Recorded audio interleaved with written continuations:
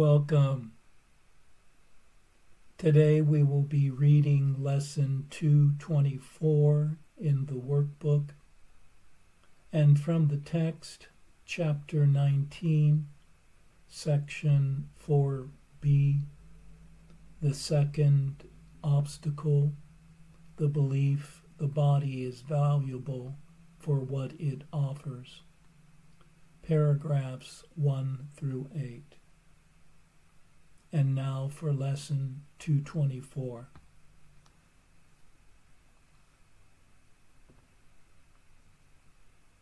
God is my Father, and He loves His Son. My true identity is so secure, so lofty, sinless, glorious, and great, holy, beneficent, and free from guilt, that heaven looks to it to give it light. It lights the world as well. It is the gift my Father gave to me, the one as well I give the world.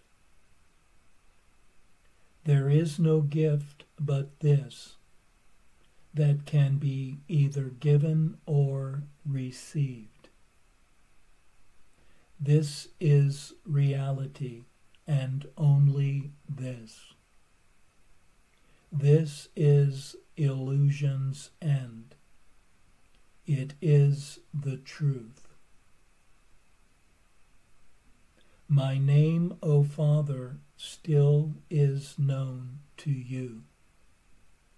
I have forgotten it, and do not know where I am going, who I am, or what it is I do.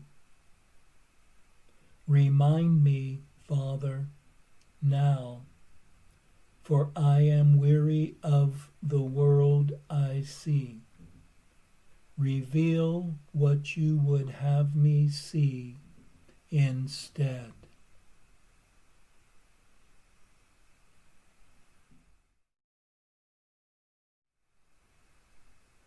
Let one use today's lesson to guide one to the experience of truth. The source of all things is what gives birth to all things. And these creations are not separate from the Creator, but are extensions of the one who created them. One is but an addition of divine love, and yet not divided from its love. In this divine union of ever-expanding love lies one's magnificence, glory, greatness, and boundless beauty. One has but forgotten one's way back home, no longer remembering the directions, nor knowing what one is or what one does. One need do nothing now, but follow one's inner guide on the pathway heading home. One only needs to be watchful, patiently alert, and judging nothing.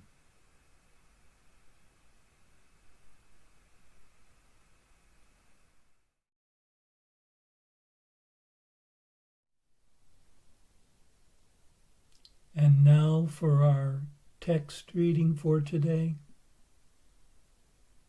from chapter 19, section 4b, the second obstacle, the belief the body is valuable for what it offers.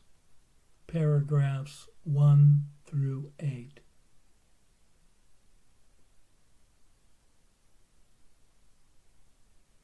We said that peace must first surmount the obstacle of your desire to get rid of it.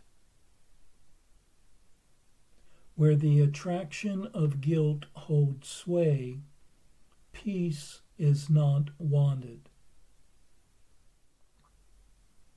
The second obstacle that peace must flow across, and closely related to the first, is the belief that the body is valuable for what it offers.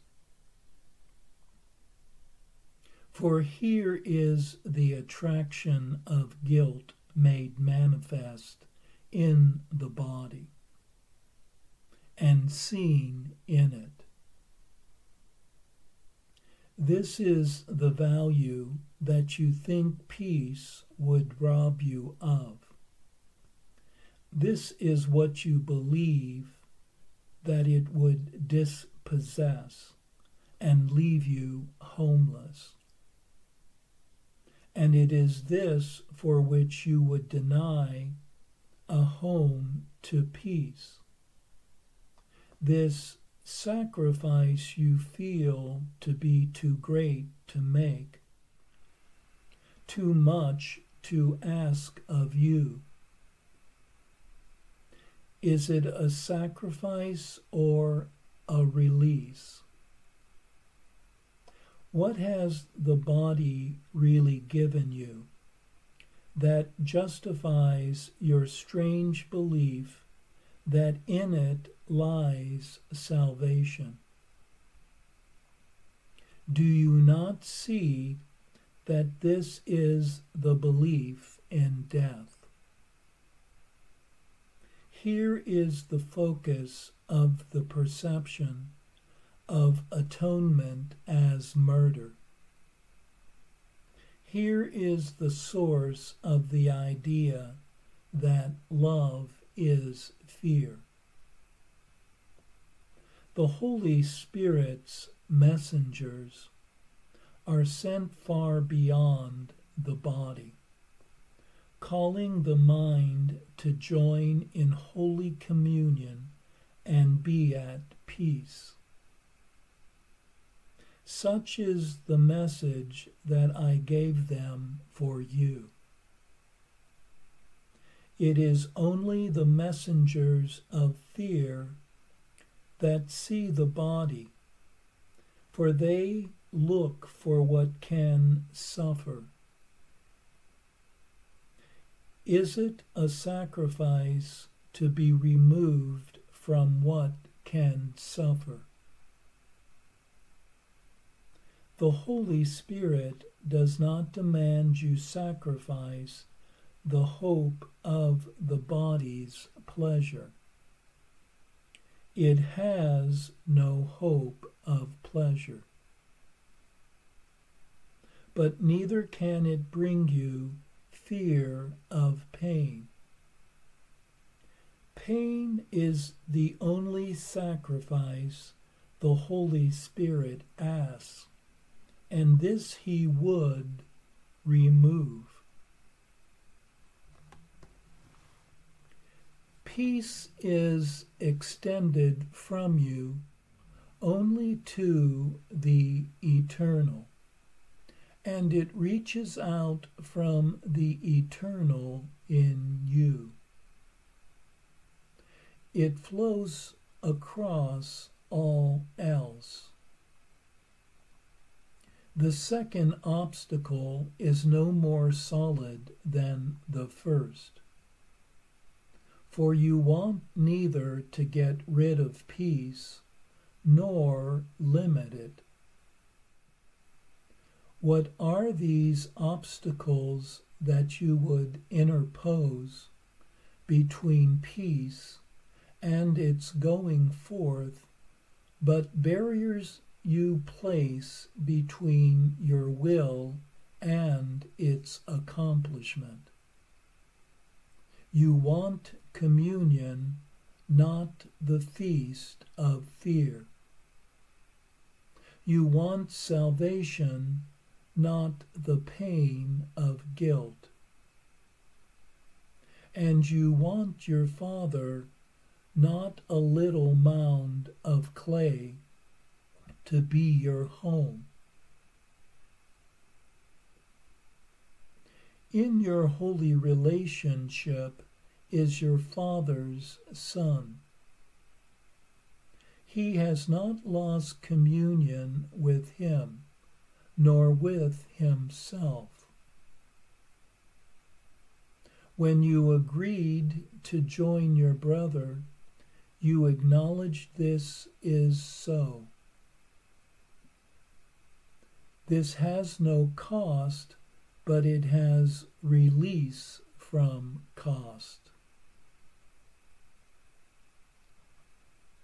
You have paid very dearly for your illusions, and nothing you have paid for brought you peace. Are you not glad that heaven cannot be sacrificed, and sacrifice cannot be asked of you?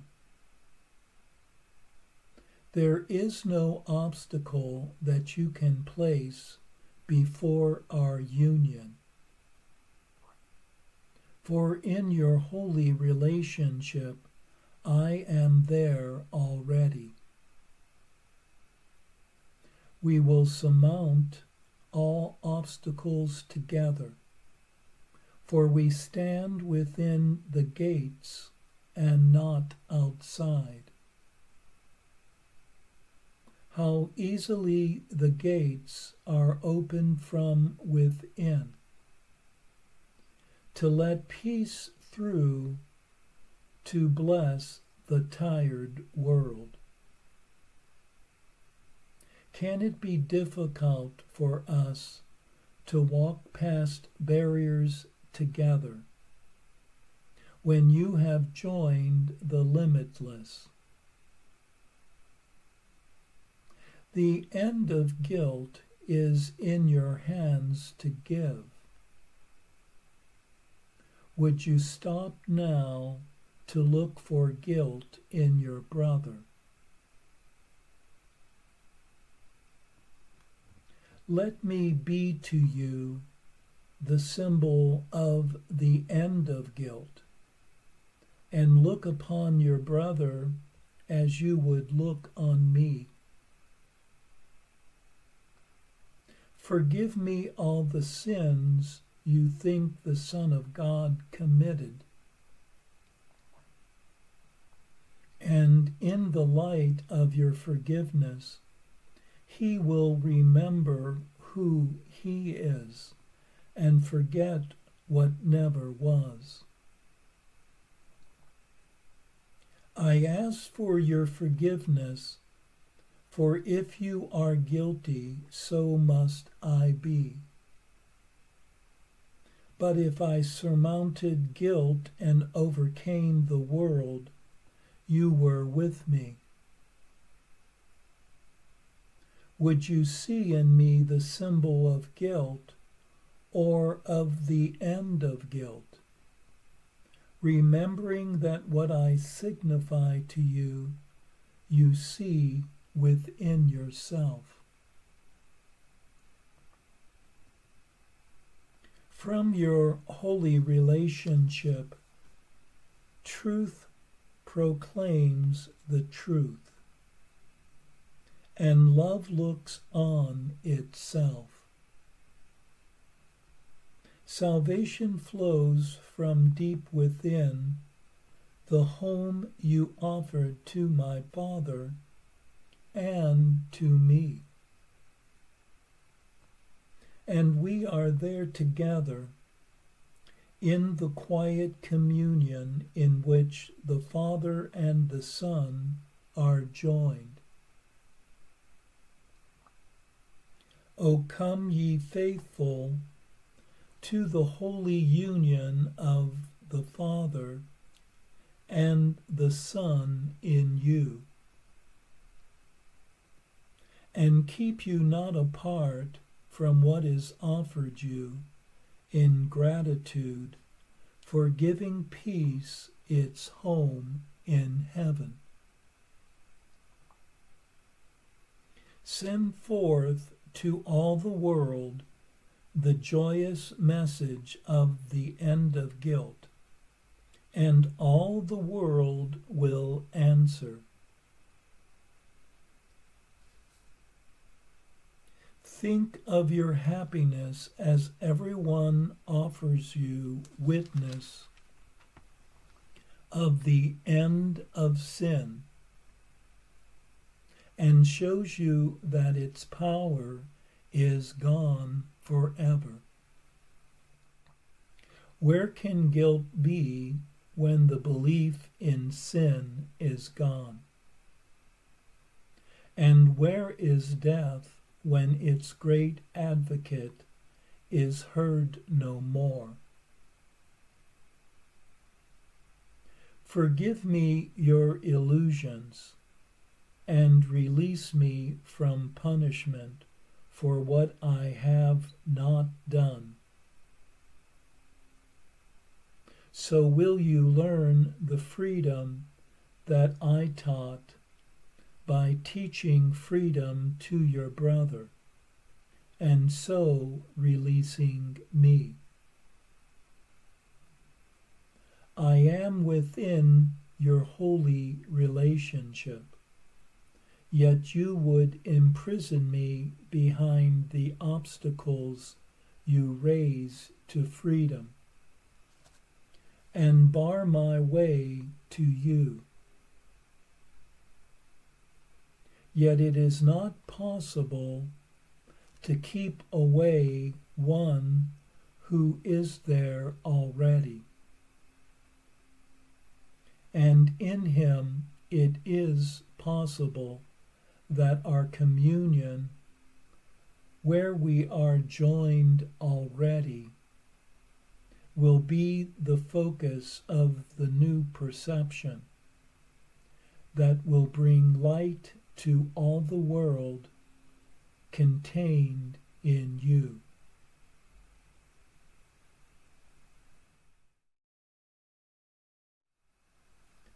The second obstacle to one's peace is the belief that the body has value in itself, rather than serving as a communication device in service of truth and peace. One is asked here, what does the body really have to offer? All bodies in the world appear to be both beginnings and endings, and thus bodies offer the belief in death. And what can appear to suffer but bodies?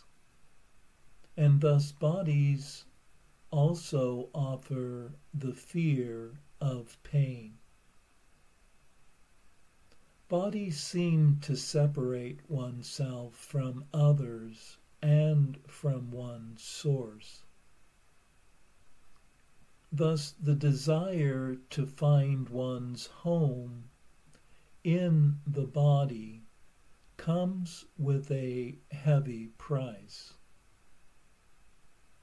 To think the littleness of the body can bring one happiness is but to deny the unlimited love that one truly is, and invite limitation, pain, death, guilt, and fear into one's life.